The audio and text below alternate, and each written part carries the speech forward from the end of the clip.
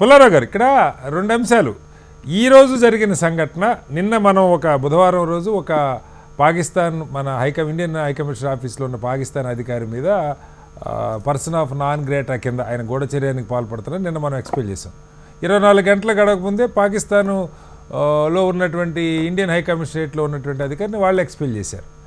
అలాగే ఈ ఆసిఫ్ మునీర్కి ప్రమోషన్ ఇచ్చినటువంటి పరిస్థితి. వాళ్ళ వైపు తగ్గినట్టుగా ఏం కనపట్ల. ప్రధాని చెప్పారు మన సింధూరాలు తుడిపిన వాళ్ళు మట్టు పెట్టామని. కనీసం ఆ ముగ్గురు ఎవరైతే ప్రకటించారో ఆ ముగ్గురు చనిపోయినట్టు కానీ వాళ్ళని పట్టుకున్నట్టు కానీ మనకి ఎక్కడ సమాచారం లేదు, భారత్లో కానీ లేదు పాక్ మీద దాడిలో కానీ. ఈ క్రమంలో వేటికి సమాధానాలు దొరకట్లేదు.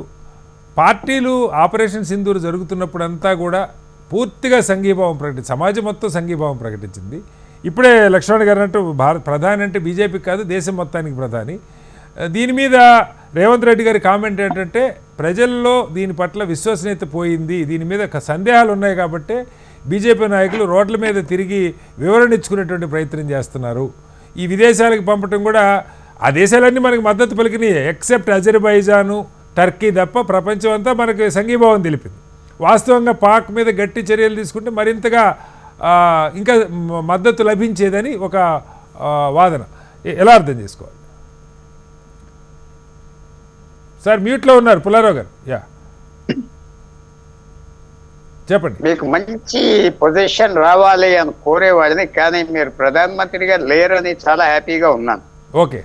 ఎందుకంటే మీరు అడిగే ప్రశ్న మీరే జవాబులు ఇస్తే ఏమైపోతాం.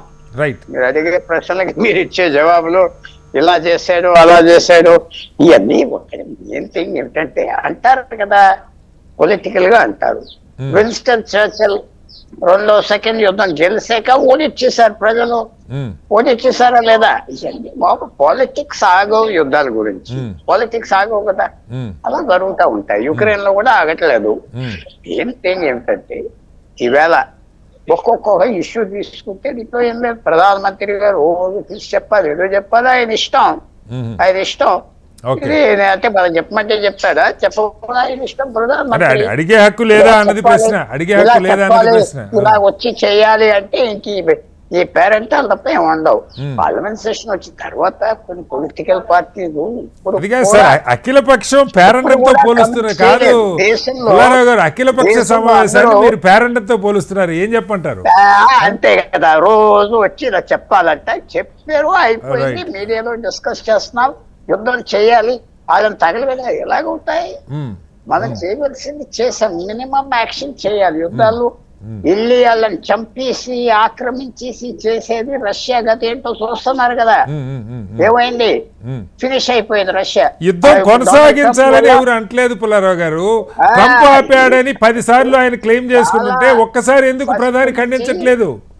ఫస్ట్ నుంచి నేను భయపడాలి ఏంటంటే యుద్ధం స్టార్ట్ అయ్యాక మనం పెద్ద యుద్ధం అయిపోతుంది. పెద్ద యుద్ధం వల్ల అయిపోతే ఓడిపోతాం అంటే గెలుపొందదు పెద్ద యుద్ధాలు. కరెక్ట్ గా చేసాం, ఆగిపోయింది.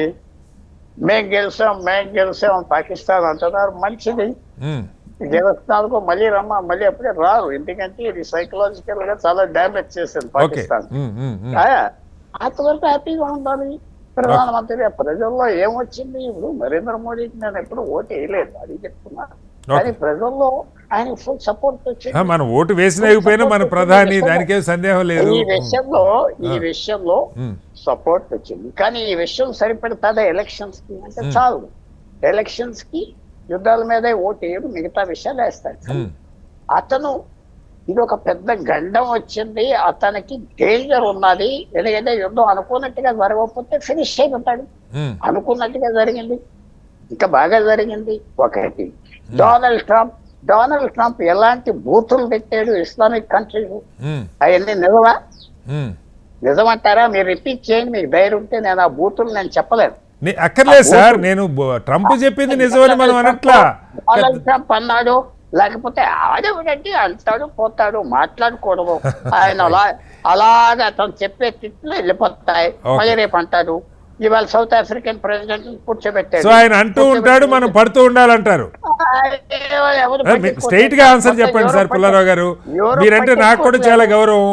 ఆయన అంటూ ఉంటాడు, మనం పడుతూ ఉండాలి కానీ ప్రధాని నోటి నుంచి ఖండించలేమంటారు.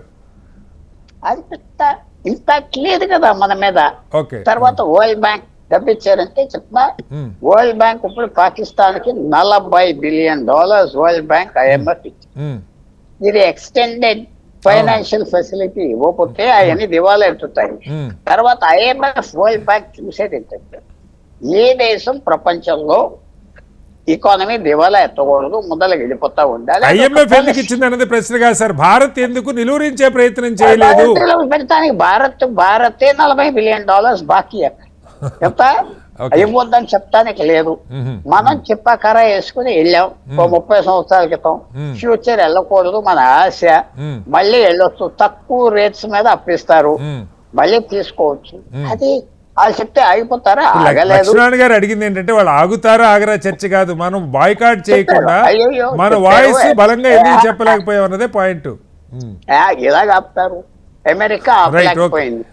ఏది ఆఫ్ఘనిస్తాన్ అప్పుడు అమెరికా ఆపలేకపోయింది. 15% IMF కంట్రోల్ చేసేది, 20% ఇంకొక సిస్టమ్ ఉన్నది. ఆ సిస్టమ్ మీద వెళ్ళిపోతారు. మనం అబ్జెక్ట్ చేసాం, టెర్రరిజం కి డబ్బిస్తున్నారు అంటే IMF మొన్న ఏదో వార్నింగ్ ఇచ్చారు, ఇది చేస్తావు అది చేస్తావని. అంతే.